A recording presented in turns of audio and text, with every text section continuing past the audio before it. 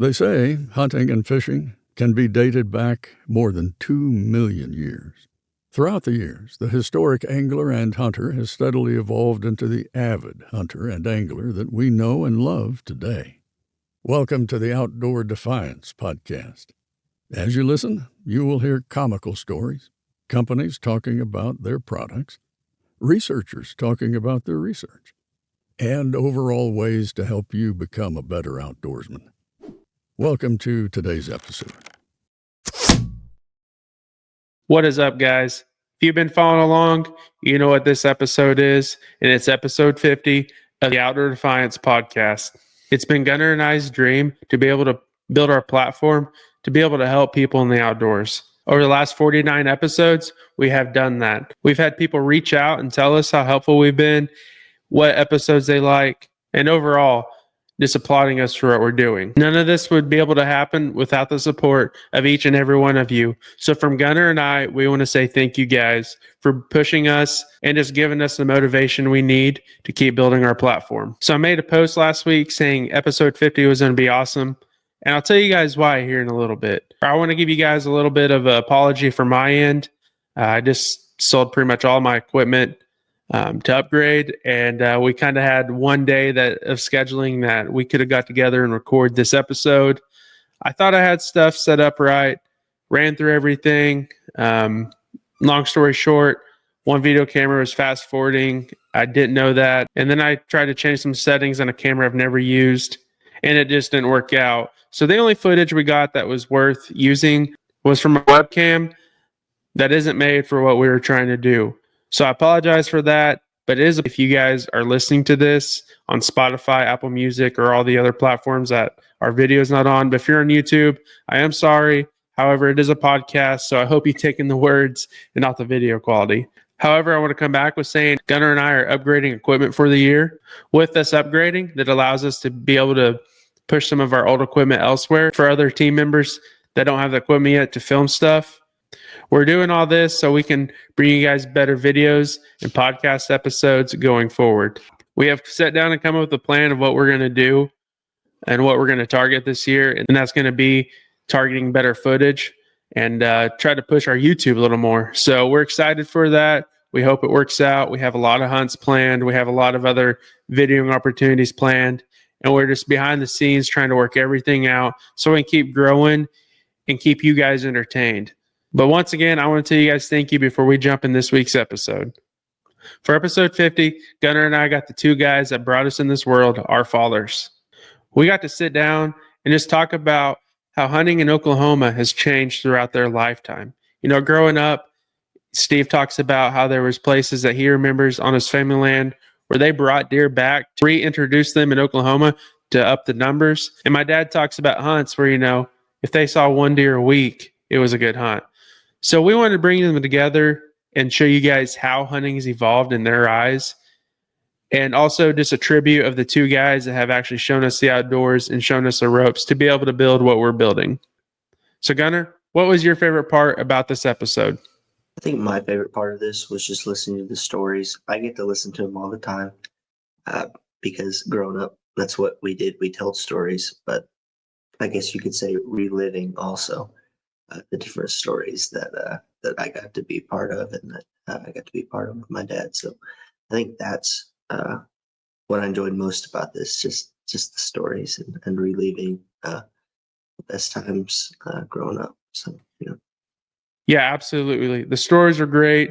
You know, some of these stories I've heard before, but they just get better every time. And there's also some stories that we didn't get to tell because we're limited on time. But we're going to try to get them back together here soon and go over some of them stories because I think you guys will get a good laugh. Another thing that was cool was just letting us sit down and to show our passion of the outdoors and, you know, not really knowing what we were doing from the beginning and getting to where we are now. It's just a really cool feeling to be able to sit down with our dads and just talk about the outdoors and our stories and just get a good laugh in because as adults, you know, we've all kind of spread apart. And we don't just get to sit down and talk. So the talking and just listening to their point of view of how everything has changed was incredible. I hope you guys enjoy this episode as much as I did. Here's episode 50 of the Outdoor Defiance podcast. Enjoy. So today we kind of a special episode. If it wasn't for these two guys right here, me and Gunner probably wouldn't know what outdoors is. If we did, it might not be as successful as we are.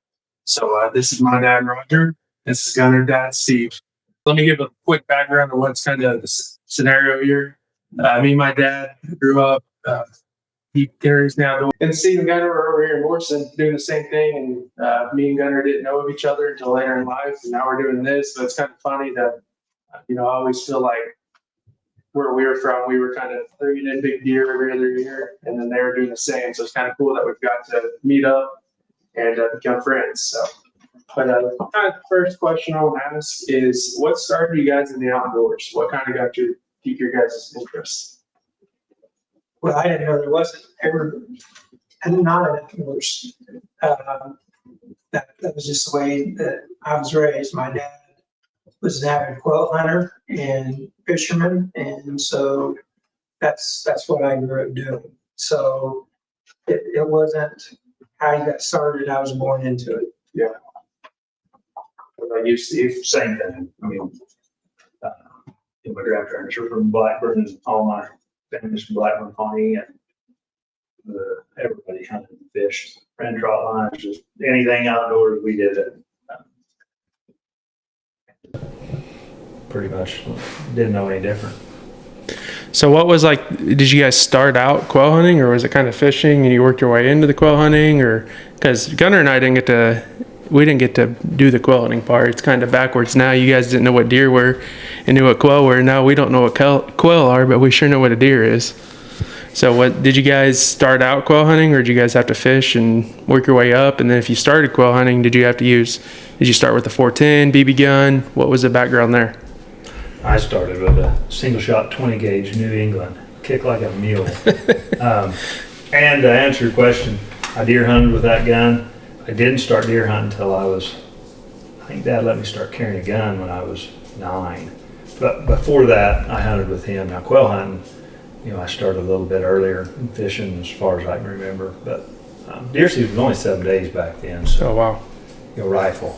Of course, you couldn't bow hunt, so it was quick, and you had Thanksgiving in there. You really only got to probably hunt a good 5 times or so a year, because Dad didn't take off a lot. So, but quail hunting, everybody did that. You couldn't hunt on Sundays or Wednesdays back then, so every Saturday it was just a family thing. I mean, you just hunted quail and you ate fish or quail for dinner.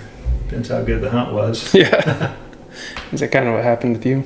Yeah, we always had a bird dog, and like Steve said, there's a limited number of days that you could quail hunt, and I didn't know what deer hunting was until I was about 14. But on the quail hunting, my dad was in education, and a lot of his education buddies and stuff, that's what they all did. And so we hunted a lot after school. We hunted on the weekends, during hunting season, Thanksgiving. Met with my mom's side of the family, and we went quail hunting around Ralston, met for Thanksgiving dinner, took a nap, and went back out quail hunting that afternoon. So that's just what we did. It's a lot different now, because back then there was a lot of quail and no deer. Yeah. And so it wasn't even, I'm a little bit older than Steve, and so when I was that age and 7, 8 years old, there wasn't any deer. I mean, you'd see some every now and then, but there wasn't much to deer hunting. There wasn't the bow hunting. It was, like Steve said, there was a week of deer hunting. And when I did start going deer hunting, my deer hunting consisted of sitting in a tree and listening to see where the coveys of quail were. And as soon as it got daylight, I went back to the truck, got my bird dog, and we went quail hunting. So it was more to find where the quail were roosting than anything else. I'm jealous that we didn't get to experience the heyday of quail. Really? Yeah. Yeah, I'm sad too. Well, you talk about it. G-Paul used to talk about it. You talk about it. All these people that got to hunt them, they're like, we'd have to decide whether we were going deer hunting or quail hunting. And most of the time we went quail hunting, because it's so good. Which we have a bunch of ducks and stuff we hunt. Yeah. But the quail is something that I feel like we got cheated on. Yeah. I was just on the downhill slide of that, if I remember right, because you were still doing your trials with your dogs until what, 2001-ish? No, I ran, yeah, that's about right. But the reason I got into the trials was because the shrinkage of the quail population. And so it got to a point where you're having several bad years in a row of quail hunting, and you have these dogs that you're trying to train and work with and stuff. And so you start looking for something else to do with them. And so I got into the competitive things of that. And that was a lot of fun too.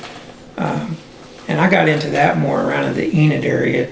And back in those days, they called them money hunts. And so you would go compete. But yeah, it is a shame because there's nothing better in my opinion. I love deer hunting, but there's nothing better than quail hunting and watching your dog work. Yeah, that's what, I think my favorite thing is, especially when we duck hunt, when you have that friend that has a good dog, it's exceptional to watch that dog. And then I haven't done it to the extent you did, but I've finished out some quail dogs for Justice's uncle and stuff like that, and I've done the pin raised bird hunts, which still once again can't compare because they're flying 4 foot off the ground and look like little butterballs trying to fly away. You don't have to, it's not, where they are, you're hiding your own Easter eggs. But yeah, I wish we had the numbers that you guys had back in the day just to see that, because watching the dogs work, watching a good dog work is exceptional, like very fun. You're talking about first gun. Up until about 8 or 9 months ago, I had no idea where my first gun was. And it was a little single shot Winchester, and the forearm clip had broke, and so I had electrical tape holding that on. And I happened to go visit Taylor about 8 months ago and looked in his gun case. There was that gun. I had no idea what had happened to that gun. Yeah, I've had that forever. I've never shot it. One time I did shoot it. Funny story on that is, pulled up and shoot it to see if it shot, because I've just seen it in the closet for years. Had some duct tape where the clamp was supposed to be held on the forearm because that got lost. So I was like, well, I'm going to find a clamp for it to fix it up, and I'll give it back to my dad. Well, that's been, I don't know how many years. I cannot find a clamp, but I shot it. And that is the strongest gun I've ever seen to kick back and empty, because I was looking at it and it came back and nailed me like, and I was like, what in the world? I've shot over and unders and, they don't kick them out like that. But yeah, I've looked for a clamp for that thing. And another gun my grandpa has part for ever since I could pretty much drive. So 16, so what is that? Can't do math. About 9 years and have yet to find that piece.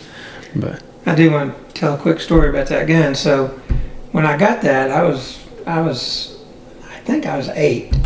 I was pretty young, and I was asking my dad, how many you think I'm going to get this year?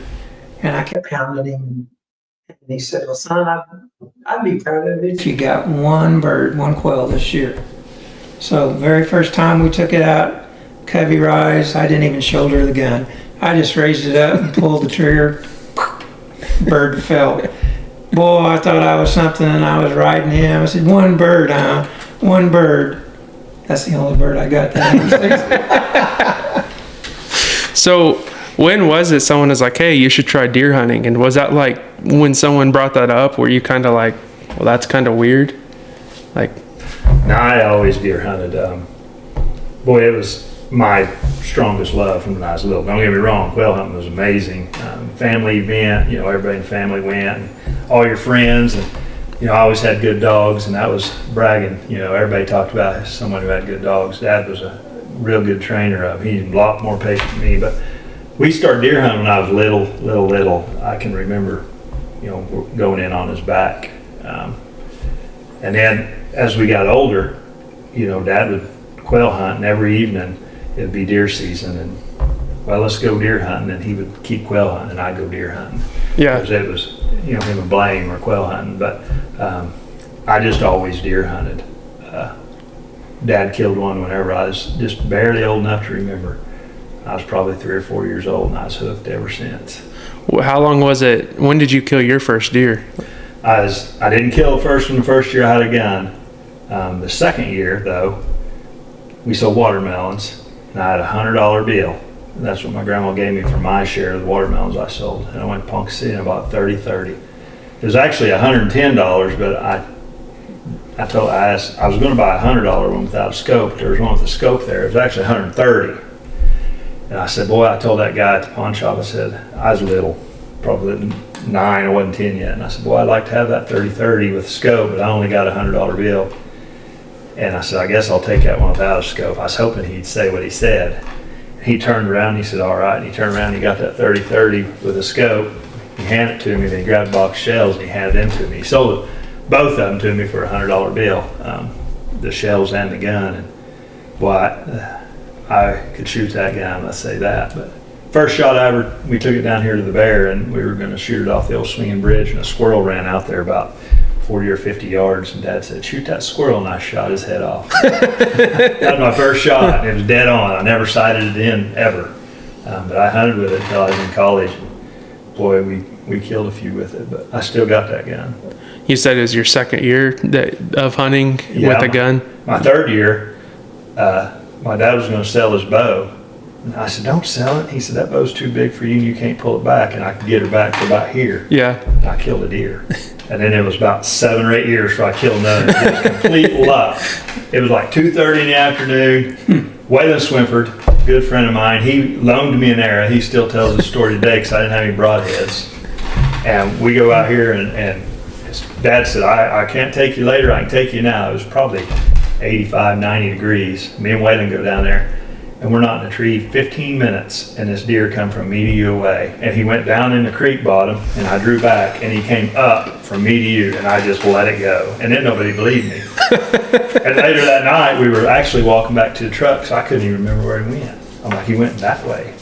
And we crossed this creek. After we found nothing, we found blood. And I said, that's blood. And Dad said, that's blood. And we turned and looked, deer's laying there. But, wasn't that a buck? And it was like actually big for its time, and it was all over the news or newspapers. It was the biggest deer killed in Oklahoma in the first season, weight-wise. And it was a big deal. And then I learned how hard it really was to kill deer with a bow. It was no whitetail hunter, no sights. I had 3 arrows, none of them matched. I had 1 broadhead. The other 2 arrows were for, armadillos or whatever else I chose to shoot. And I borrowed that broadhead from Waylon Swinford. So. And he'll tell the story. He's like, I didn't deserve to kill a deer. And he couldn't believe me when I ran around and I said, I shot one. He's like, what? I'm like, yeah. And he had a nice bow, all his arrows matched. He had sights. And there was me. What when you would deer hunt, like what would be a good night of, like how many numbers would you see in a good night? When I got to hunt an alfalfa field of Eggers's down here when I was a kid, and it had some deer on it. I couldn't rifle hunt it then. I could only bow hunt. But we'd see maybe 15 where back when I was 7, 8, 9 years old hunting, we'd see the same doe and 2 fawns every night. I mean, I can tell you the first 3 bucks I ever seen, 2 of them were not during season, and the third one I killed. Wow. In the wild. It wasn't like, and then, Dad and Blaine really become good friends. And Blaine one day, he said, you guys ought to come out to my mom's house and hunt. There's a lot of deer out there. And I mean, we went out and looked at them like, holy cow. And first night we sat on that wheat field, we seen 25, and our whole hunting changed because we probably had one of the better spots in the country. It actually was across the road from a great big pasture where they originally released them, when they brought them back to Oklahoma. So we were fortunate. Blaine wasn't a deer hunter. He still doesn't hunt them very much. He kind of hunts with us, but he didn't understand what he had out there, but we did. And after that, we became real successful. But before that, I'd killed 2 deer in 4 or 5 years, and we'd see. And I killed most of the bucks I'd ever seen to that point in the wild. So Blaine would show up. We'd go to Medford, and he'd go and he'd be hanging out. And we'd be like, Blaine, a bunch of deer ran by here, a nice buck ran by you, and he just wouldn't even pack bullets. Like he was just out there to have fun and hang out with us and go, come to Medford that morning and eat a sandwich with us. And so, I mean, I've only known him kill 2 deer. They were big. He loves killing pigs. Pigs and coyotes. He'll sit in the rain for 2 hours, shoot a coyote. He will. That's funny. So you said, Dad, it was 14 when you started deer hunting? So my dad was a big quail hunter, but he wasn't that big on deer. So my next door neighbor growing up, her name was Faraday McCrae. She was a 5th grade teacher. My dad was the elementary principal. And her middle son, named John McCrae, he did a tour in Alaska during the Vietnam War. And when he came back, why, he was an avid deer hunter, and he started taking me deer hunting when I was 14. Now, I wasn't quite as fortunate as Steve was, and this is probably going to sound crazy, but it took me 17 years to kill my first deer. Wow. And I hunted. That's not, hit and miss. It took me 17 years, and my first gun was 30-30, same one he's talking about. And but the very first deer I killed was probably a gun you know about too that I haven't seen in several years. It was a 243, and I borrowed that from John, and that's where I was 31 years old when I killed my first deer. Wow. So that story with that gun. Your brother Tanner killed his first deer with that, and then you killed your first deer with that. And after that point, I told John, I said, I got to buy this gun from you. And so he sold it to us, and we've had the gun ever since. Yeah, that gun has been carried. It's probably killed my first animal and everything, coyote, anything I've ever done. And on the scope on that thing, ever since I've had it, when we got it from John, the scope is leaned, the crosshairs are just tilted just a little bit. But none of us have ever fixed it because we got it from John from that. And everyone will look at my scope and be like, it's just twisted. I'm like, we don't change it. And then I thought about buying a new stock for it one time because it had some scratches, but I just can't get over the fact that, we got it from John, and I'm like, I can't do it. And that gun is also, that was the first gun that I ever got first, or like you said, but also the first time I ever thought that I probably ruined my hunting privileges because I dropped it from a stand one day and then didn't tell them forever because it was icy. My the gun rest bar around the 2-man stand I was in had a little layer of ice. Climb up the stand, take my back, put it up there. I'm getting in the stand, I hear this, and I look, and that gun's falling straight up, pointing at me, and I just racked it too. Which he told me you don't put one in it until you get up to the top. Well, that day I was like, I'm running a little late. I better load it just in case I get up there. I might see one, and that fell down, landed, and I was just like, well, first of all, it didn't go off. That was the thing I was scared about. You hear those horror stories, and then when I went and got it, I was like, I'm running for the year. I can't tell them I just dropped this gun. They're going to take it from me. And 2 days later, I ended up shooting my first deer with it. Never reshot it. Nothing. Yeah. It wasn't broke. And then I told him, I was like, that's crazy. 2 days ago, I dropped it from our stand. But now Steve was saying he got a loner arrow, and I saw your face lit up because I know why. Why don't you go ahead and tell us your story about one of the first times you got the archer hunt with John? Yeah. So. That was the first time that I'd ever bow hunted. He handed me this recurve and said, why don't you go bow hunting with me? So I didn't shoot the thing. He just handed me a handful of arrows. I didn't have anything to hold. I was just holding them in my hand, just like you were talking about. And we go and we have a couple of 2x4s and some nails, and we go to this place and find a couple of trees and put a 2x4 in the fork of the tree to set on.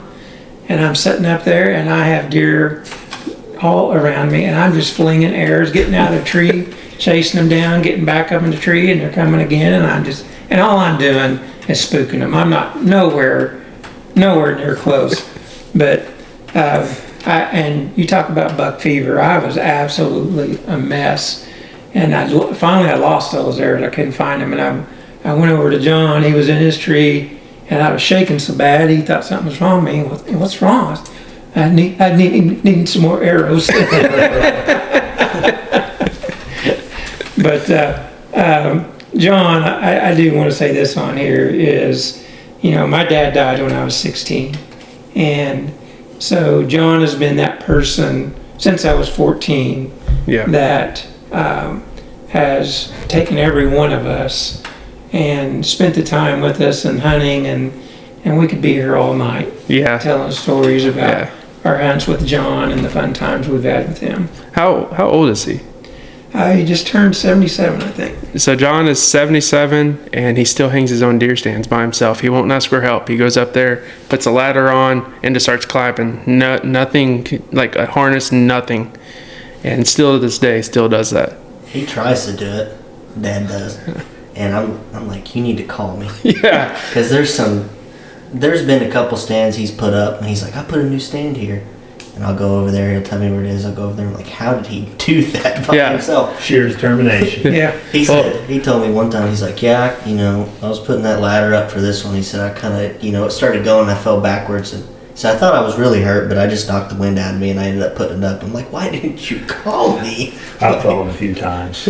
Yeah, John, that's what's crazy going on in the backstory and that. It's crazy he still does it because he fell. He fell and broke his back. Yeah, and had an army crawl to his truck because cell phones weren't a thing.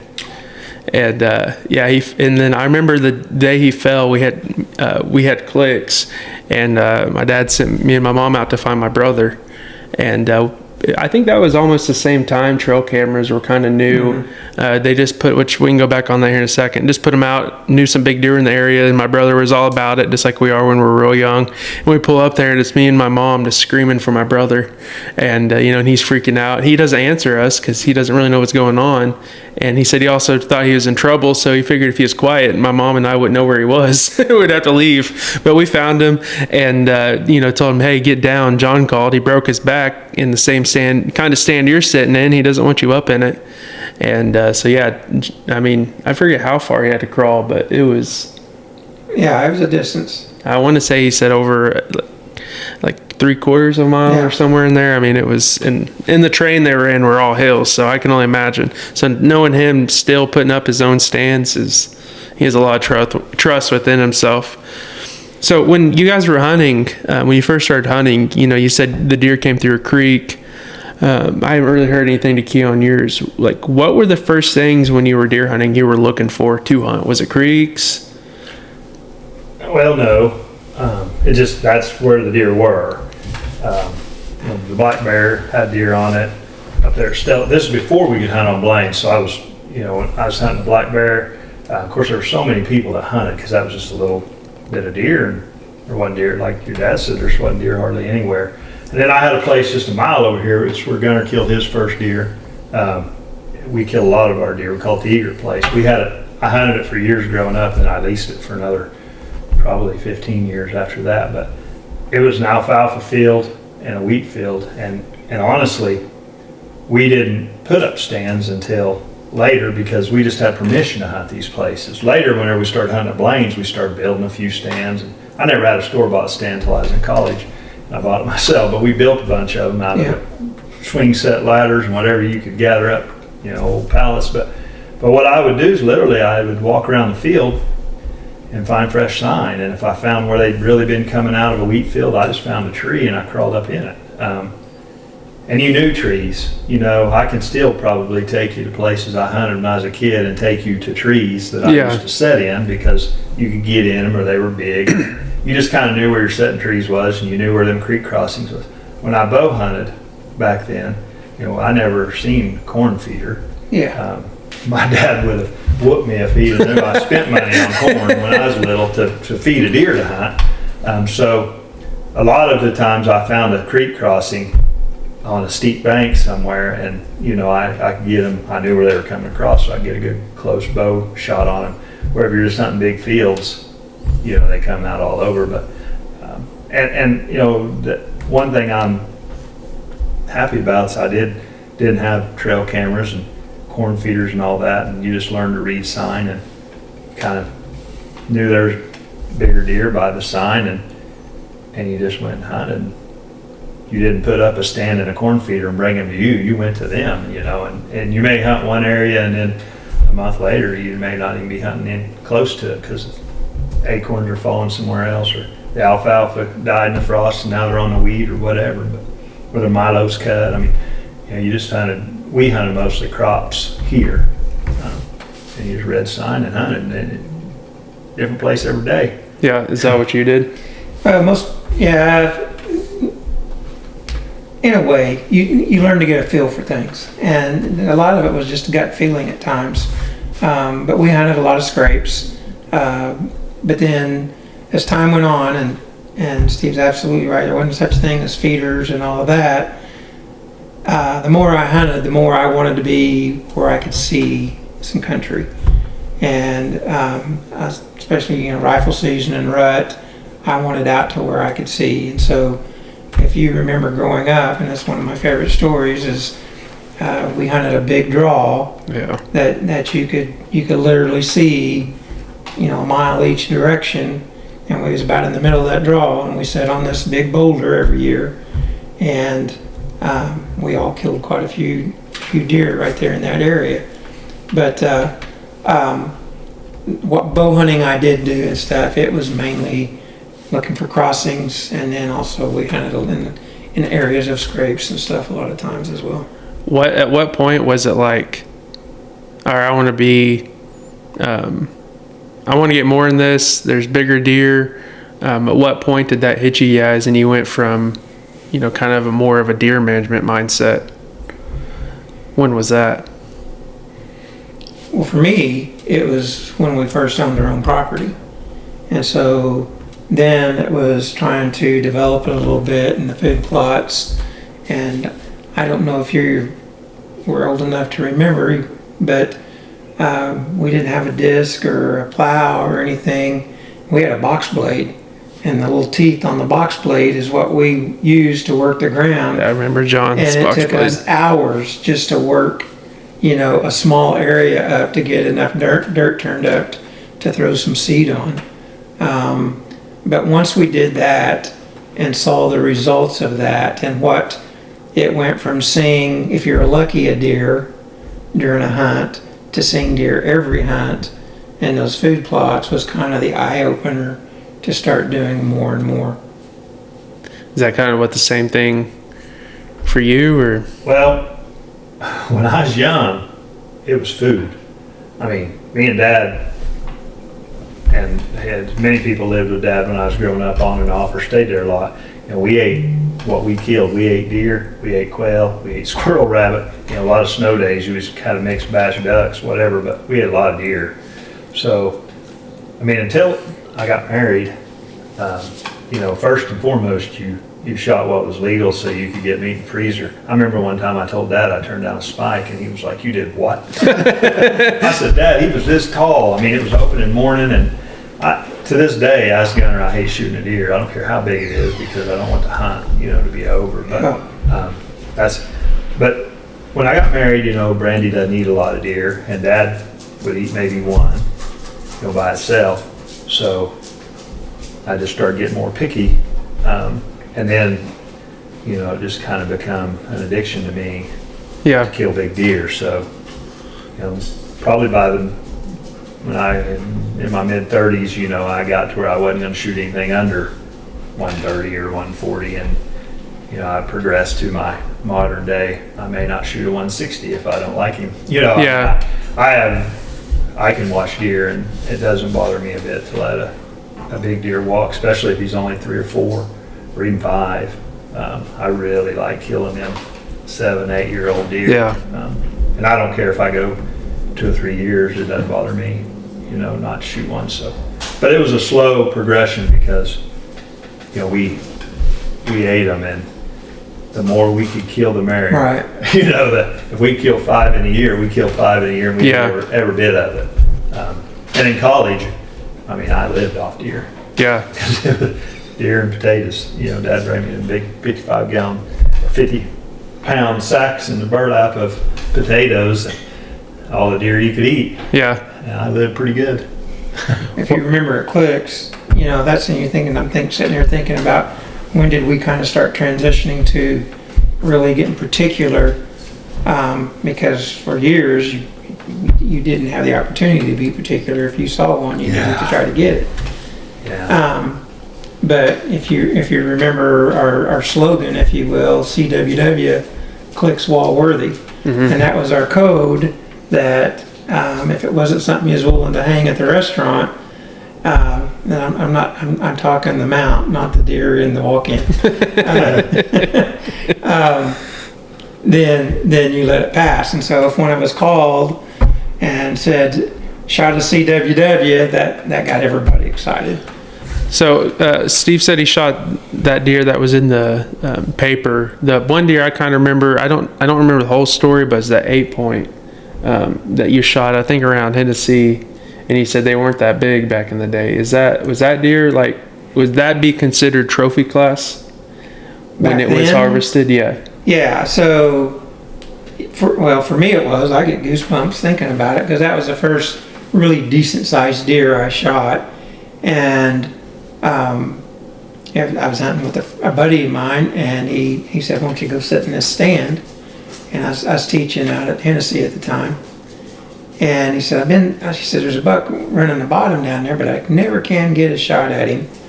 And so it was some kind of tower stand, and I went and I had some coveralls on, and there was a chair in this stand, and I was sitting in that chair, and it was warm, and so I pulled the top part of those coveralls off, and I look up, and here comes that buck. Well, I was sitting on the sleeve of those coveralls, and I couldn't turn because the chair was on the sleeve, and the deer was over here, and I couldn't turn to get around to shoot him, and so I'm sitting there hopping in that chair trying to get around, and you would have thought that would have scared him off. Well, he couldn't figure out what it was, and so he was just interested in that noise, and he just had his head up looking and kept coming, and finally I got around and got to him. But yeah, that was one of the real, what I would say, decent sized deer that I killed, but it was maybe a 140, but That was a giant that day. yeah. Yeah, and then another deer I always think about is that non-typical, and that's the deer that I remember from a young age because I'm in the picture with you holding it. That I remember you shooting, and I was like, holy cow! I didn't know deer could look like this. And he had points everywhere. Was that? I mean, I'm guessing that was definitely a trophy. Oh yeah, and I shot that one in that draw that I was talking about earlier on that boulder. But yeah, that was, and that's something we need to talk about here, Steve. Is so different now or back then that I miss, and I think it hurts the hunting. Was, when you shot a nice deer, there wasn't cameras that, the phones and taking pictures and texting it or putting it on Facebook. You hauled it around town. Everywhere. And then you went and checked it in, and word would go around that, hey, Steve just shot a big deer, he's headed to check it in, and there'd be people waiting, to see that. And you talk about the excitement. I know you have to remember that as a little boy, just we'd hear about a big deer and we'd go flying up there to watch it get checked in and weighed, and I think the stuff like that hurt some of the hunting now, and that excitement you get and the community it built of hunters, because now, to me, the community isn't as big. Yeah. And well, it isn't for me. I know you guys do a lot and stuff, but those days, those are the things that I think if we had that today,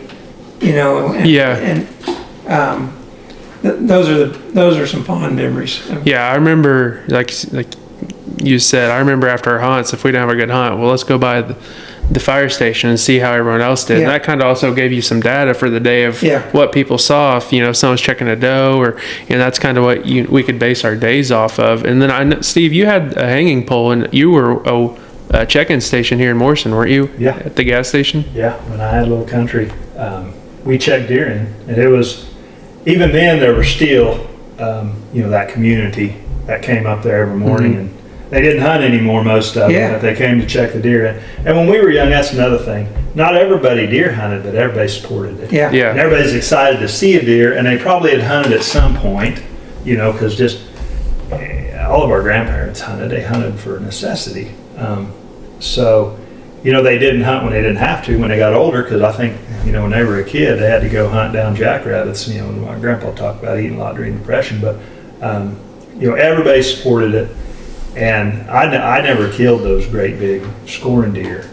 I killed a lot of 180s, 190s, that would score 130, 135. we just didn't have the genetics.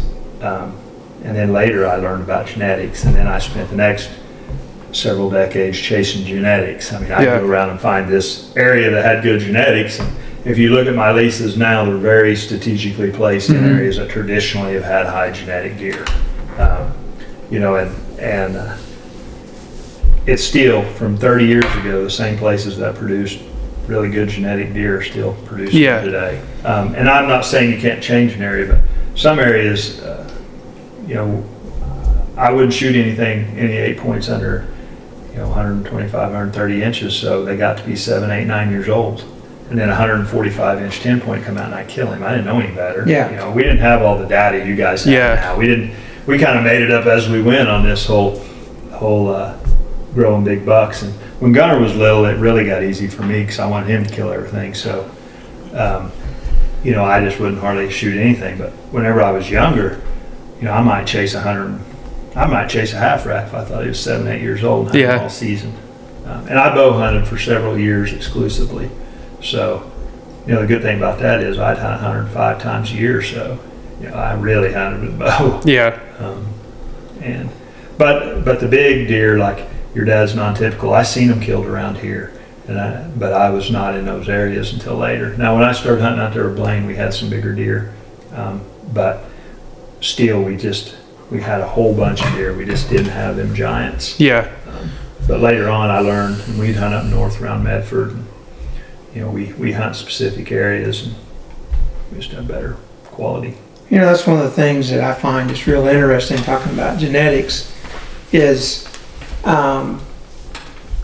know, a lot of times those borders from the good and if you will, bad genetics may be a mile section road. I mean, you may have a place just across the road that's known for producing big deer, and on the other side of the road, and that always just blows my mind, you know, realizing that how, I mean, we witness that out in the Bend a lot. There's, you know, Taylor saw some this week, you know, that just is a mile down the road from us, and you can almost count on going to that spot and seeing those deer this time of year. But that's always really interesting to me, to how it can be so defined. Yeah. So, It is, and especially knowing what we know now. I mean, I didn't know that 1.5-year-old bucks traveled 6 to 9 miles from where they were born, and I didn't know does traveled, you know, 4 to 6 miles. And I know that changes by your geographical area and if your trees are wide open or whatnot. But think about how an area can have big bucks all the time. Well, obviously, they're coming from somewhere else, so that's just, you know, you can do it by having that prime habitat and attracting the deer, I guess, because it blows my mind how these areas have done that. And it's interesting. Knowing what we know about how deer move and such. But Yeah, so talking about genetics, you know, getting these big deer, what were some of the first things you guys tried that you were reading on that were put out by the older generation of how to get big deer? What were some of the first things you guys were doing? I know food plots, but what were you planning? Were you trying protein? What all were you trying to get the deer to grow? Go ahead. we didn't have food plots until I bought our farms, you know, that we have now. And to be honest, I didn't have corn feeder until I had it in college. One time I put one out, you know, but I didn't have money to keep it full very much. But when Gunner was little, I started using them and putting up cameras, and I got addicted quickly. So I'll tell you, the first thing, you know, probably me was cameras and corn, because then I started seeing all these big deer. But that's a double-edged sword too, because if I didn't have something I wanted to kill, I wouldn't go hunting, or I wouldn't hunt that area. And many of the deer I've killed in my life is the first time I've ever seen them. You know, even today, I shot one this last year. He was a pretty nice deer, and I'd never seen that deer before. On our lease that we've had for, I don't know, a decade or so, 10 years plus. Long time. We thought we may have seen him years before, but we couldn't confirm it. It was a deer that just to kind of show it. That was the first time for sure we'd seen him in a couple years. If it was this deer. So. He was 7, 8 years old. But, you know, the other thing that I've learned over the years besides genetics is just flat age. You just got to have it. You Gunner's deer, the state record deer, we watched him grow, and he, that last year he put on 30 inches. Right. So, I mean, and they said that I don't know that age was accurate. They said he was 6, and I feel like he's 5, but, that 5 to 6, everybody can get him to 4, but now I really believe, the next giant super deer, chance to be world record or another, big time state record, is either going to have super genetics or he's going to have to be 7, 8, 9 years old, because so many people are killing those deer now where they weren't killing them. We were, Yeah. 140-inch deer, he would have been my idol. I never killed a 140-inch deer until I was probably in my 30s, I'd killed a lot of nice old bucks that had issues, but I just didn't see them, And you may go, before cameras, you may go 2 or 3 seasons without seeing a 140-inch deer, and the one you saw might have jumped that Dadgum Road in front of you, or he might have been out on a field. Yeah. But you just didn't see. But people killed them when they saw a buck. They counted points back then. They said, I killed a 10-pointer. Yeah. Oh, you killed a 10-pointer. I mean, he was this big. Yeah. You got a 10 points. Yeah. Year and a half old 10-pointer. You didn't. What'd you kill? I got me a 12-pointer. I'm guilty of it too. People say, what'd you kill? 8-pointer. I mean, he was a 6-point with 2 nubs. Who's counting? Yeah. But so it's just changed so much from whenever I started to now, with all the shows and information available, and so much of that information is profit driven. So that's what I've seen too. Just a lot of what I feel like is fake noise, just fake fads. They're trying to tell hunters, if you do this and this, it's kind of like your minerals. You don't want a deer hot in the summer, so you don't feed him. Minerals heats their body up. You feed those minerals right after the rut till the green up, and then you pull way back on some of them, especially calcium and things that get them heated up, because that's the opposite. Corn's not real good for them when it's hot, but people want to sell stuff, so they tell it a little bit different. But there's a lot of information. You just got to decipher through it and see what's true and not. I only had Dick Idle. I was growing up. He'd play that trumpet right before he's going to kill one, and you watch that VHS tape till it broke, and then you bought another. But yeah, we didn't have a whole lot of this stuff you guys, watch and do today. Well, and it was, that information wasn't out there, so it was trial and error. Yeah. And I remember you getting magazines. Yeah. Oh, We got a lot of magazines, but we didn't know what we were doing, But I finally, the best years we've had for us have been when we've taken the time and had spring and summer crops. Mm-hmm. And to be honest, we don't do it like we should. We've still been successful, but nothing like we were when we ran some alfalfa and clover, and ran some feeders and stuff all summer long. And we would have, we have pictures of, and it was fun of watching the bucks as they grow all summer long and stuff. But we've kind of gotten fat and lazy, I guess. I don't know what the reason is, but There's a lot of life changes. We've had a lot of clover stands and stuff that did well for us, but those were the best years that we've had, I feel like. Yeah, and then also, I don't want to sound like this guy, but also neighbors. Like, used to back in the day, we didn't have to worry about as many neighbors. It was the farmhand hunted this whole guy's place, and now the farmhand, his whole family, whoever can afford to pitch in money to pay the price that people are asking, so there will be the numbers on, I guess what I'm saying is the numbers on parcels are I couldn't even tell you how many times more than they've ever been. And I think that's something we all kind of battle too, is more people are out there. There's more cameras out there. We're getting pictures sent to our phone.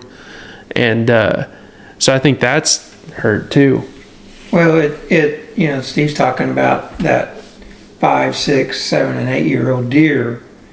And boy, if your neighbors aren't committed to that standard, it's hard. Yeah, very hard. And for us, we've let a lot of nice 3 and 4-year-old deer, 5 and 5.5-year-old deer too, go by just to find out that they got shot. And you try to be, it doesn't make them wrong No. because they're not playing by the same rules you're trying to play. But if you're truly trying to go after that, 7-year-old deer, you have to let them go. Yeah. You have to let them grow. That's what I think a lot of people don't understand. It's how hard to get them to the age. It's not all about, there's going to be years you're not going to watch a deer, and that's something funny I've seen. I've showed pictures of deer that I've passed. People are like, I can't believe you passed that. And then I shoot 120-inch, 6.5-year-old, 7.5-year-old 8-point. I'm happy. And I've had people tell me, I can't believe you shot that. And it's like, well, that's the difference, is you have to know age and the structure of the deer and what it's going to do. He wasn't going to be anything other than maybe get heavier at his age. This 4.5-year-old that we have, that he might be 5.5. I'm not 100% sure. But last year, I think over 80% of the population was shot this deer. And I really haven't talked about him because of that. Because this year he could be 4.5 or he might be the 5.5-year-old. But, I do not know how that deer stayed alive because my brother seen him a mile down the road running down the road a couple years ago. And, that's like those deer back in the day, if we passed them, you might be hunting a mile away and you might see those deer. Well, now prices have ramped up. We can't afford that a place a mile away now because people have understood what it was and are paying crazy money for it. So now there's more people. And that's what, I don't think people understand all that. I think people, you can pour nutrition to them. You can have the genetics, but if you don't get that age, then you're never going to get the deer that we're seeing or used to see too. Dad, it's funny with him, like you're saying, passing deer. He'll send me videos of big 10 points that are 4.5, 5.5, and he's like, "Look at this deer," it's almost like a game. More fun. And it's all about goals. Yeah. There's going to be people that all they want to do is, get meat in the freezer, and there's going to be people like us who we chase the monarch. Yeah, we're not dissing When he any was of them. younger, he would get mad at me because I would tell him, "No, we're not shooting that deer," and he would get mad. Well, why not? The neighbors will. Well, they might if they get the chance, but we're going to roll the dice and see if we can't get another year or two on him. And I think that's it's like a privilege, like that I feel like we have. Yeah. To have, one, we've got good hunting, and two, we're set up nicely and we can afford to. We just love to hunt. Yeah. Because we have them to base it off. We hear their stories and where we want to be. Yeah. So, and that's part of it too. We don't want to. Yeah, we want to tag a deer. Don't get me wrong. But if I tag out, like if I shoot 2 deer the first 2 weeks of October, I'm kind of depressed. Yeah. Honestly. And that's what I tell Dad. Like that first year, deer I killed typically, I typically only harvest one. I've tagged out a couple times, but that first year I kill, I'm looking for a mature deer or whatever, and then that second deer is going to have to be a absolute, freak of nature until back into rifle, late, bow for me to even consider pulling trigger because I like hunting so much. Yeah. I love to be out there. I love being amongst. Which I still think is crazy. Yeah. But if you have, I don't think it's crazy entirely. I think it's more of, I see what some of the deer you have, and it's like, how are you going to be like, I don't want to tag out? And I'm like, dude, you have a chance at a giant that someone can only dream of in a year. I won't hunt a place sometimes, and I've sent you pictures, and I won't hunt places sometimes because I don't trust myself all the time. Yeah. I got tested last year. There's a deer that we'll be hunting this year on one of the places that we lease. And I got tested heavily this last year, late season. And he's a stud. And we haven't had cameras out or anything yet, but if he comes back, it's going to be whoever harvests him is going to reap that reward because he was a stud last year. And he's about 45, 50 yards late season. And I'm sitting there looking at him. I'm like, dude. I mean, he was 4 or 5. I didn't see him very long, but he disappeared the whole year. Mm-hmm. He was gone, and I shot the deer I shot this year with my rifle, and it was almost like something. He was just he was there, but he was staying away from the core areas. And as soon as that deer got out of there, he started coming around again, which tells me, maybe he's going to take up that mantle of the deer I shot, hopefully.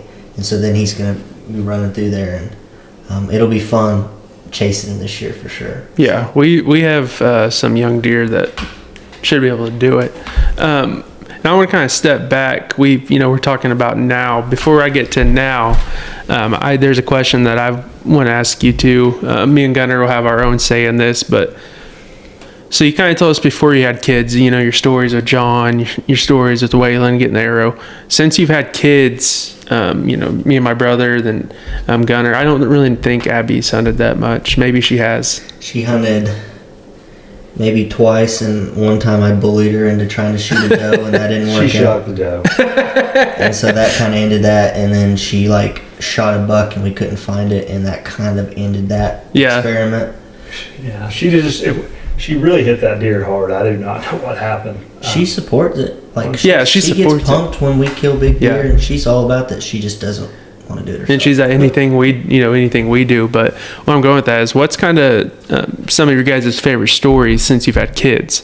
And I'll kind of start that because my dad sitting here talking about making me pass deer. A story hit my mind, and it was one of the first years that I actually got to hunt by myself, and as deer and muzzleloader. The place I got to hunt was an easy walk in. Of course, my brother and dad always had to remind me of the mountain lions people supposedly saw the years before. So I walked in pretty nervous, but no, I guess it wasn't deer muzzleloader because we still only we had 3. All right, so it was deer muzzleloader. There was it was rifle. It was rifle. It was the first year after I shot my big 8. Finally, I got one down by myself. We had a 9-point that was living on where I hunted, and deer muzzleloader, we'd go together still, and we were seeing him, and made me pass him deer muzzleloader multiple times. And rifle season got here. I went in by myself. You and Tanner went up the mile away, and we're hunting, and I get a text. We finally got phones. Get a text. Just shot one. Never heard anything about it. Never got a picture of this deer. And it comes to find out, the 9-point that I've watched all season somehow ran a mile up to where they were, and he ends up shooting it because it came running by, head down. And he's a big deer. He's a 140-inch class deer. With his head down, he looks a lot bigger. And that's one of my favorite stories. And then my second favorite story was the first year I was supposed to shoot my deer at the muzzleloader. We were sitting there in our 2-man stand. He's gonna take up for himself, but don't listen to him. I don't remember this way. It was supposed to be my turn to shoot this year, and we're sitting there. It's kind of hot, not really seeing anything. That year in particular, we changed up some deal. We moved some feeders around, and we were having deer come from a way that we've never really had them. And I was sitting there looking in this thicket, and I could see this little white thing, and just kind of floating in that thicket. In my mind, in my ADHD mind, I was sitting there going, why is there a butterfly out in the middle of October? Well, it was the tip of that deer's rack, because he came out. And I remember, I don't know how that deer didn't hear me, because I remember just pretty much screaming to him, hitting him, big buck, big buck. First time I ever seen a buck this wide. And he was just standing there looking around, and he grabs a gun and ends up pulling up, shooting it, and we're like celebrating. And it took a while to find him, and when we found him, I was like, man, I remember I was thinking it's supposed to be my first time to shoot a deer, and I didn't really say anything. And we go to town, we're showing it off. We saw that old flatbed Chevy, and I remember my dad going, man, this would have been a really good deer for Taylor. And I just looked at him, because I kept my mouth shut this whole time, and I just looked at him and I was like, well, it's supposed to be, if you remember.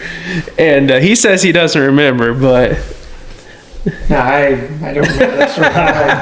but Not at all. I remember everything about him being loud and seeing a deer, but I don't remember grabbing a gun. I think I was holding the gun. I don't think he was very old.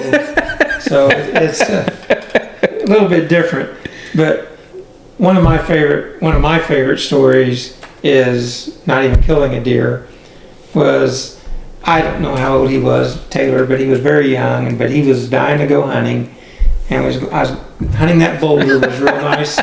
Was real nice with kids, because we'd be right there together on this big rock, and he didn't sit still very well, and so we were getting ready to leave the house, and he coughed, and I said, "Oh, we better get you some cough medicine." So I gave him a bunch of Benadryl. We go out there. And he slept like a baby the whole morning. And I I didn't think he was old enough or had any idea what I did to him there. We get back to the house that morning, and the first words out of his mouth were, "Mom, Dad drugged me." But that was the same year that we had a giant, and you and Tanner were after it and had multiple encounters with it. So it was like, oh gosh, we're gonna take the kid in there. It's gonna be noisy for the chance at this absolute monster. So yeah, I don't remember saying that part, but I remember just sleeping in my little red blanket the whole time. You want to go or do you want me to go? You can go ahead. Got a couple. One of them, we were hunting Medford. It was kind of hot. Was it muzzleloader season? No, it was rifle. When I shot that deer, we had to track it for a long time. Yeah. I had shot this deer kind of far back. It was black powder. Okay, well, it was black powder. Dad was carrying a gun too because we both had tags. And I usually didn't do that though. Yeah, I know, but you were carrying one this time because Medford's so wide open. There was a realistic chance that I'd shoot one. You know, we'd watch him fall or whatever, and we'd keep hunting or something. Because it was just one would drop and you could just keep hunting. But so he was carrying a gun. I'd shot this deer kind of far back, and he took off. And we let him lay or whatever, and we go up there. He pops up. And this happened several times. Like, he popped up and it was just like, deer are tough. Yeah. And he'd pop up, and I wasn't quite old enough probably to even, like, me taking that running shot probably wasn't going to be very good and work out very well. And Dad was really trying to get me to, because we tried to sneak up on him. After the first time he jumped, we tried to sneak up on him and try to shoot it when it was laying there. Just, he wanted me to finish it off. He didn't want to have to be the one that did. And it was getting hot. It was hot. It was warm here. And we bumped him up like probably 3 times. And Dad had gotten tired of it. He's carrying that gun. He goes, sneak up there and see if you can't, I can just... If I was a little older, it probably would have clicked, and we'd have probably got it done that first time we snuck up there. He's probably 9. Yeah. 10. And so we were trying to, and I was probably a little too short, and he could kind of see over the grass, and it got to the point. So that last time we tried to sneak up on this deer, he was in like a sunflower patch or something. And so I get up there, and I have my gun, and I'm getting ready to try to, pop up and shoot, and that deer pops up one more time, and Dad's behind me. Like, not really right behind me, but next to me.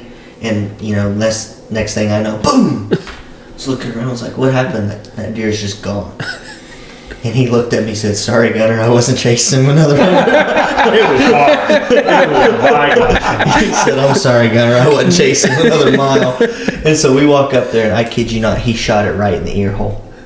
He put a perfect shot on, just right on me. That was my he's in there. He's hanging in there. That was my biggest deer to date. You hit him pretty good. To this day, I do not know how that deer managed to make it. But like you said, it's wide open. So, we'd bump him up and he'd run a quarter mile and lay down. We'd watch him. But yeah, it was hot. It was getting late in the day, and we were back in there. I mean, we had a pretty big piece that we had leased, and so yeah, he just. I didn't even realize what was going. What'd you say? We was close to a mile from truck. Yeah. We had to go all the way back to truck. And that next thing I know, was boom, and I was like, what the heck?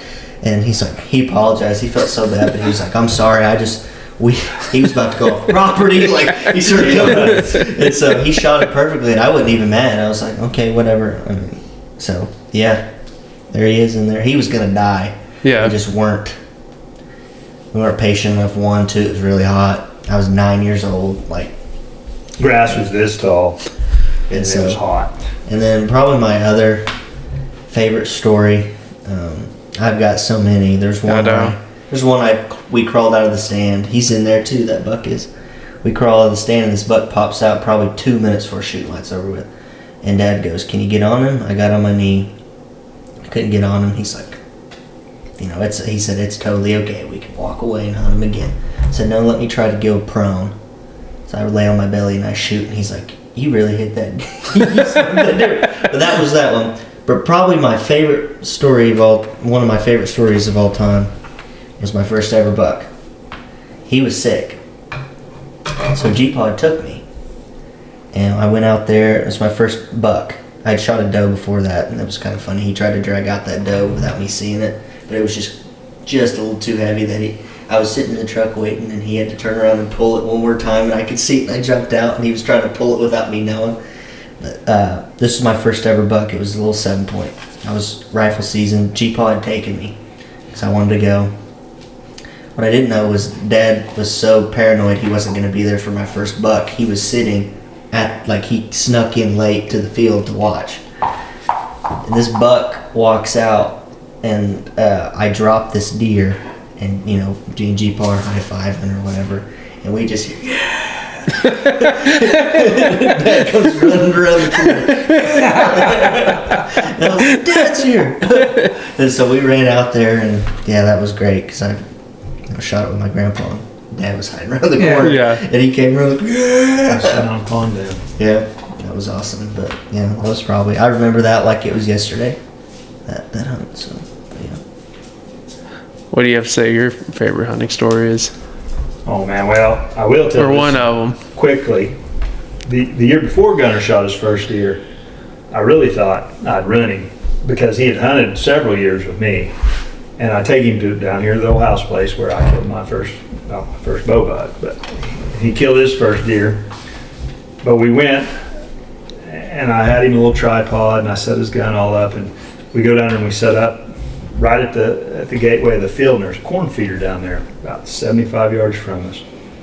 Here does come pouring in. There's probably 6 or 7 does running around, and about 125-inch 8-point. I mean, not a little one, but not a giant, but, you know, to a first-time hunter who's, I will say, he's probably only 5. I was At that time, tiny. he was tiny. But I said, Gunner, you see that buck? He's like, yeah. I said, shoot him. He said, Dad, he's a dink.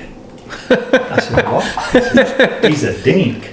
I said, no, he's not a dink. He's a good deer. I mean, we're talking 125-inch 8-point. I mean, he's solid. I said, okay, shoot a doe. And that's when I got worried because he's like, I can't get on one. I thought, Dad looked at me and he kind of gave me that side eye. And I thought, well, maybe he's just not a killer. Well, I was wrong because the next year he shot that one and it's all been downhill since then. But I'll tell another quick one on him since we talked about that. Me and him went duck hunting. Which one was this one? Me and you go duck hunting to our farm. We don't kill any ducks. Gunner's probably 7, 8 years old. We're on the way home. We had pet ducks. Gunner said, can I go shoot one of our pet ducks? And I thought he's kidding. I said, yeah, you can go shoot a pet duck. I mean, they live down here on the farm.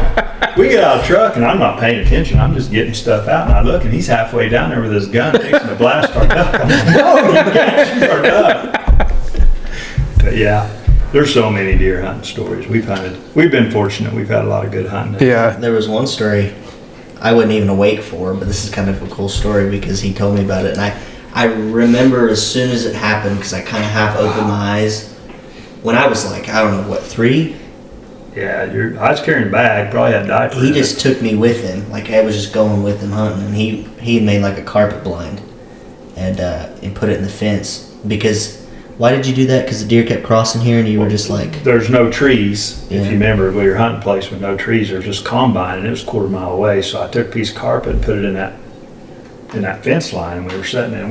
I'd been hunting this buck for 2 years. And this, but I'm like, you know, just hanging out in this carpet blind with my dad. We're out there hunting, and I kind of fall asleep. Well, you can tell the rest of the story, but like, didn't that buck? He came right up to that fence.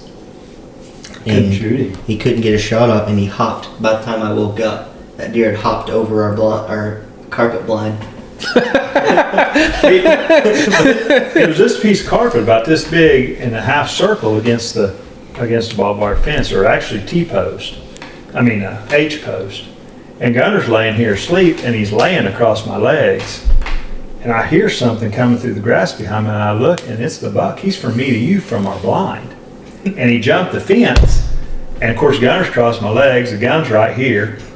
And when he jumped, I thought, I'll grab my gun real quick, he'll look at me and I'll get to shoot him. But I grabbed my gun and he never slowed down. And I watched him run across this half mile till he went over the hill into Sooner Lake. I was hunting up on a piece of private ground that was surrounded by Sooner Lake land. So I was waiting on him just to come out of grass. And I'd been hunting him a couple of years.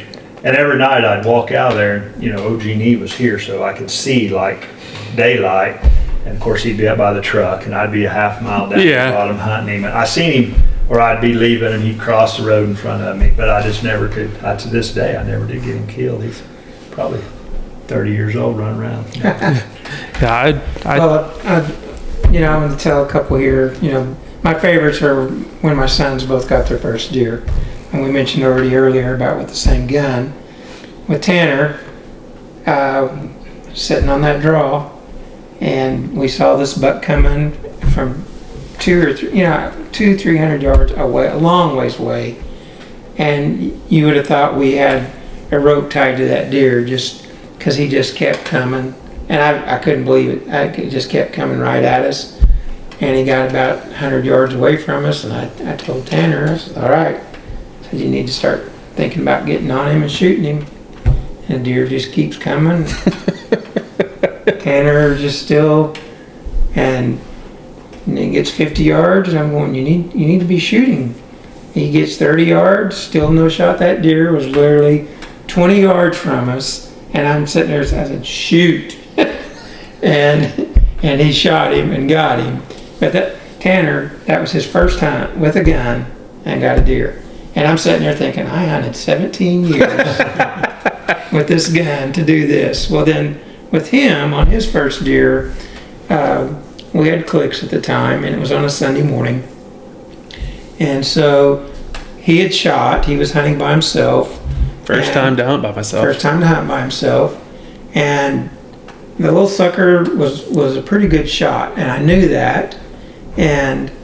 But he had shot at this deer several hundred yards away. And so, we went out and looked in the field. We couldn't find any sign of blood, and it was getting close to... You didn't talk about the 2 other shots after my first shot. Well, he came out, I shot, and I thought I saw him do his little arm deal and run off.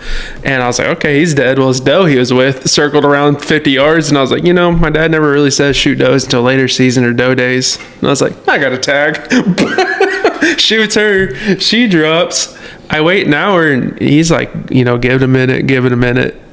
I'll be over there. We'll go look for him. And I climbed down to go see if I can find first blood. Well, we know how 243 are. They don't go all the way through normally. On the far shots, they go in and do a bunch of damage.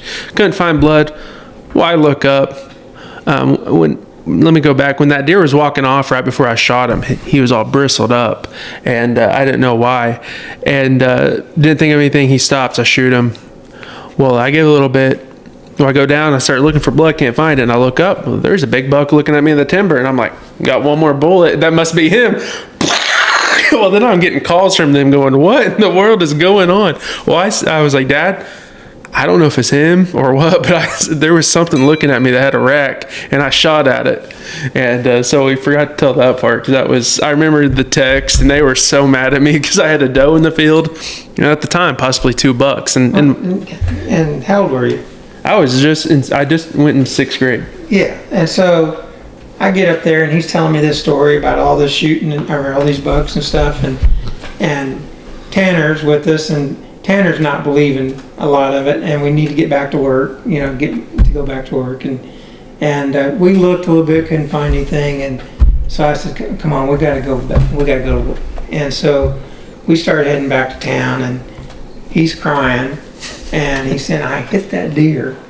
And so, I'm getting closer and closer to home and thinking about it and thinking, he's pretty convinced he hit that deer. So we went and I called and got somebody to go in for me, and we went back out, and sure enough, he had hit that deer. We found it pretty quick. Yeah. But it was over a 200-yard shot, and I just couldn't believe there was any way he had shot that deer at that yardage as young as he was. But he had done it.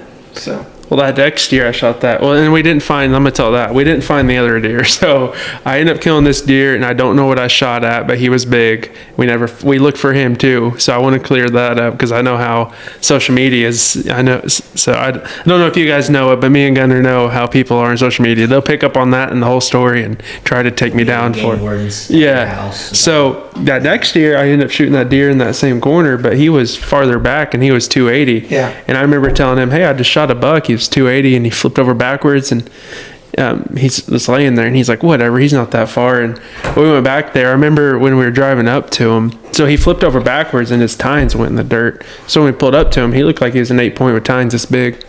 When we pulled him out, and it was, actually decent tine length. But I remember that was the same year. I've shot every deer out there on that farm, 160 acres in the same 30-yard circle. Really? It just worked, except for the 8-point, I guess I shot with the bow a couple years ago.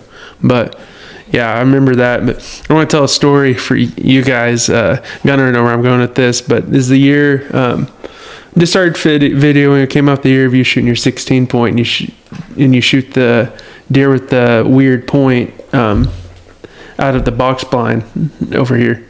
And Tristan's down here, and he texts us, and he's like, big buck down. So I turn my flashers on, and I'm headed there, and we go out there, and like the deer died right where Steve said, don't drive in, you have to drag it here. It died right in the middle, the farthest point of any direction we could go. It was 3/4 of a mile to the closest place to drag this thing. And it was me, him, and Tristan and G-Paul. G-Paul showed up, and well, G-Paul disappears, and me, Tristan, and Gunner are taking turns dragging this deer all together, and we're huffing and puffing, and next thing we know, there's a truck getting closer and closer and closer. Well, in my mind, I'm not really looking up, but I'm like, oh my gosh, this is the crazy neighbor that you guys have told me your stories about shooting deer. And you go look for him, and he's singing old time hymns, helping you guys look for your deer, And so I'm like, oh my gosh, I'm about to witness this guy. Well, I look up. Well, it's G-Paul.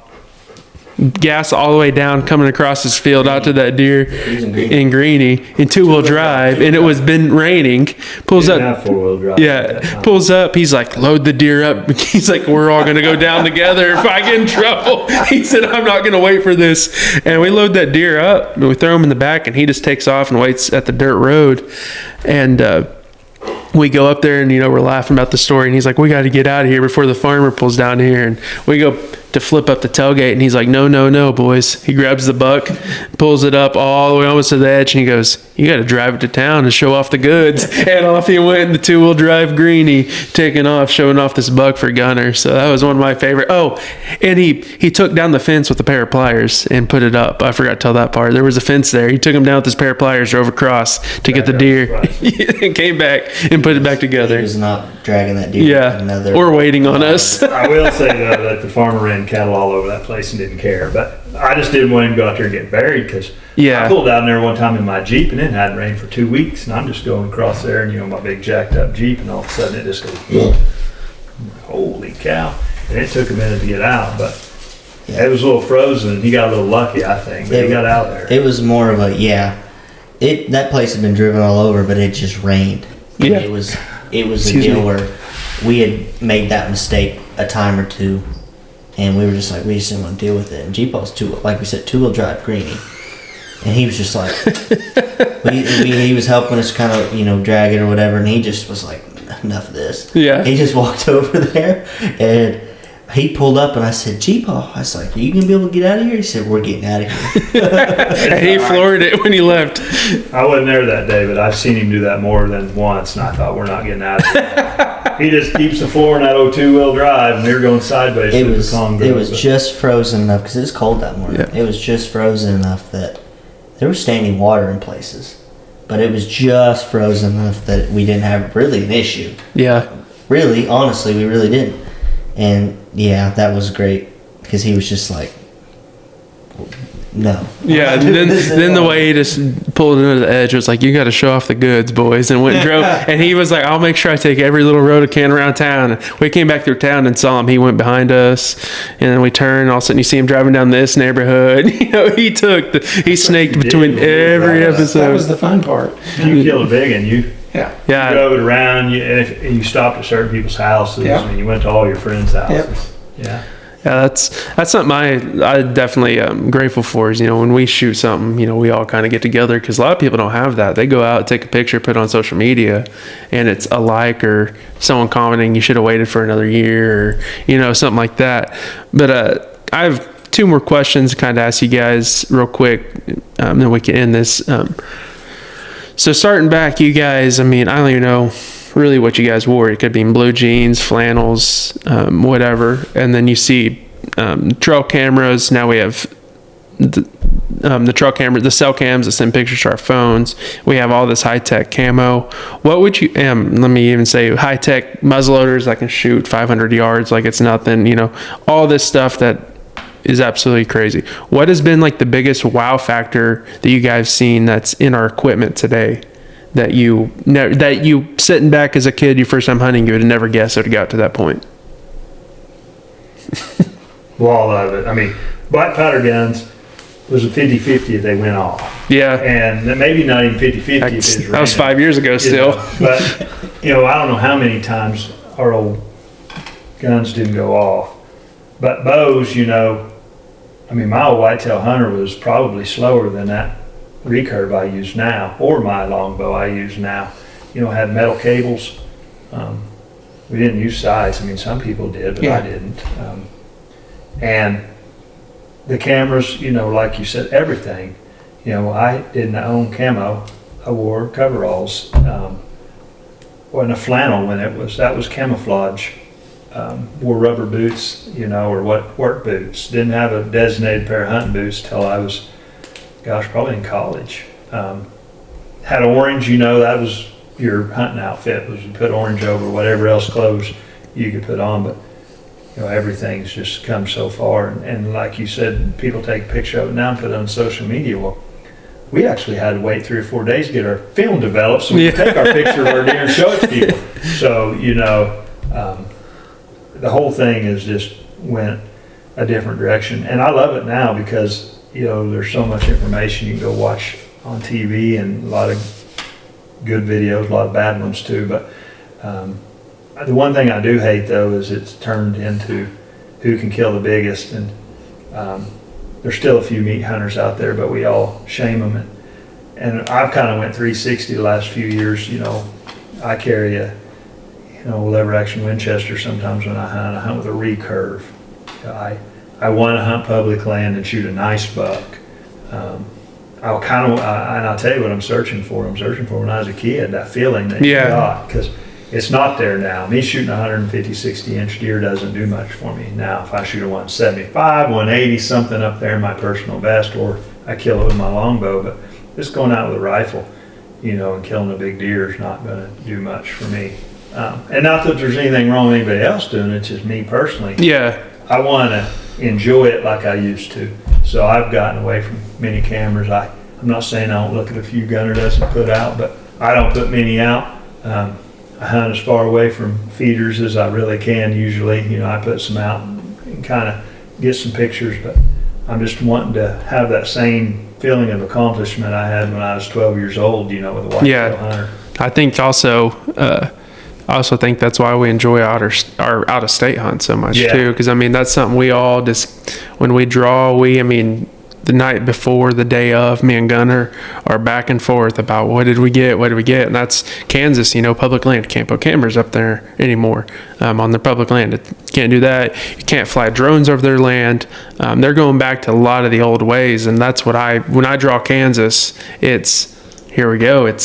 I'm gonna have to go take my instinct, which I don't know if, you know, before I hunted out of state, I didn't know if I had instinct, but thankfully he's put us on good places where I thought I was a good hunter, but out of state is what teaches you, you know, the bare bones that you are a good hunter. And so that's what I look forward to every year is my out of state. And then last year when I shot that deer and got all upset I couldn't find it, I went and started hunting public to get that, go back to the, you know, square one of this is where I could be. I could be the guy that has to hunt this and should be happy I had the opportunity that the deer had. And that's something I had to do was get back to that refresh point. But we have some of me and Gunner have. We're blessed. I mean, Yeah. we have some really good ground. These are some really big deer. And it's come over years, you know, years and years of jockeying around and getting the places we got and letting the deer grow. But I still would get more joy out of shooting 135 inch 9-point or 8-point or little, you know, not a great genetic deer off public land. Yeah.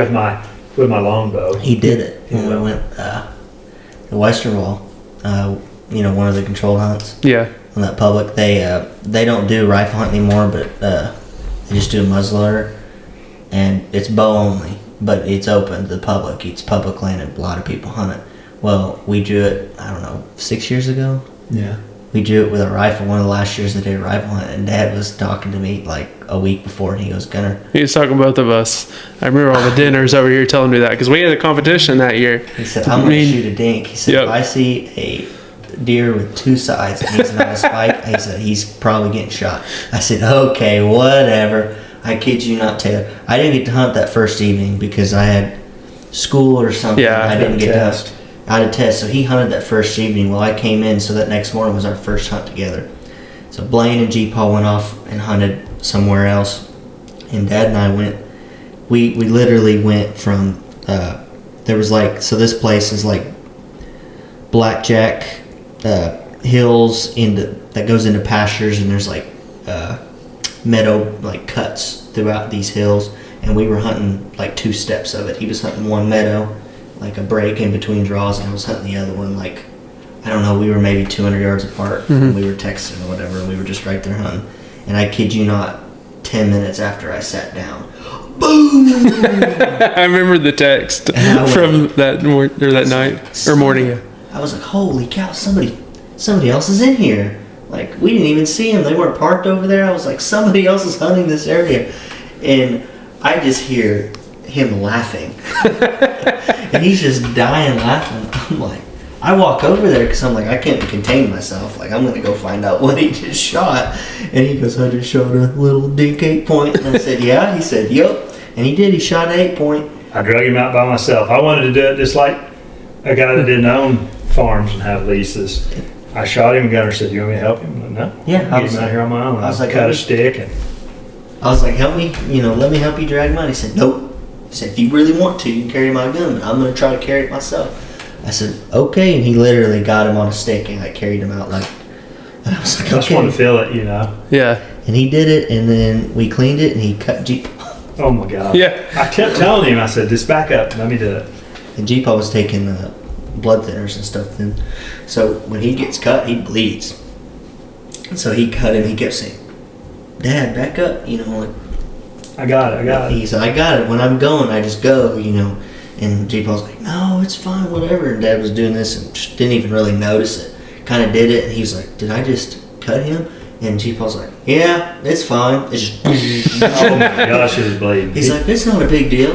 And we're just like, because he said blood thinner, so he was Yeah. just bleeding and bleeding. I was like, looking at it, and Blaine's like, Jack, we may have to take you to the hospital just to get stitched up. And he's like, no, it's fine. We put a gauze on it, bled through it in 10 seconds. Well, we wrapped it in paper towels and put duct tape on it. And it Yeah. just went- But my knives are sharp. And I just barely felt something nick it. And I said, did I hit your arm? Because he kept trying to pull, Yeah. And I skinned a few of them. yeah, and I was going pretty fast. but he ended up, we bandaged him up and we kept hunting. But that was kind of funny now thinking about it because he was just, yeah. Yeah. But that was fun. That was, like he said, he did it. He did exactly. I shot a pig on that trip, and Blaine shot a pig.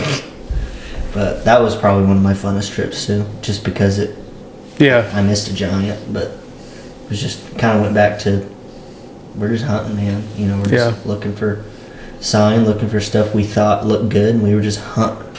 Just going after it. But that was fun. So, what would your biggest wow factor have been? Well, like they were talking about, there's another gun that I found 8 months ago. It was my muzzle loader that I had back then that literally if it went 40 yards, I was fortunate.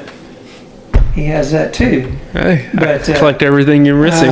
But to see the progression and stuff of the bows, and my first compound bow was a Martin, and man, I thought I had something special. And compare it to now, I mean, it's what you would start a kid on, and and the cameras and the food plots and the feeders and all that is fun. But the older I get, there's nothing like opening morning at sunrise and just feeling blessed, Yeah. and that you still can do this, and that you know where your son's at, because opening morning for us it's a holiday, and so it's just a feeling, and I can't explain it, but it's just sitting there and watching that sunrise and that feeling of. And so the point I'm trying to make is all that stuff is awesome, but don't get so caught up in that you don't take the opportunity to sit back and realize what a beautiful morning it is, how fortunate you are to be able to do this with your sons. And I know exactly what you're talking about getting away back to the basics, because that's what that is. Yeah. It's just a warm feeling. Yeah. And a familiar feeling. Yeah. That we overlook today by trying to be the best and have the fastest bows and be able to shoot our guns the furthest and, the best cameras and feeders and kill the biggest deer. But that wasn't what it was about when we were growing up. Yes. It was camaraderie and friendships and traditions and family. And it's still that for us.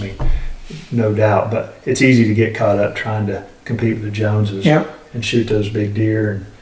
And but I've luckily lost that competitive spirit I used to have. I was probably as bad as any human alive. I want to kill the biggest buck every year, but now I care less. I'd rather take a picture of it and show everybody else the one I let go. Yeah, I can relate. That it's. I think sometimes people take it for granted, you know, and for people that are older and know the struggle of even seeing a deer, versus worrying about getting one that's big enough. There's a lot of stories. We could sit here all night. I could sit here and tell story after story, and I know you guys could too. And those memories, none of them are about the bow. None of them are about the camera. Those stories are about who you were with. Yep. And that's what it's all about. Yeah. Yeah, no, I think, I'm kind of over the age of, it's all about how many days I could go out and get it done, what I could kill.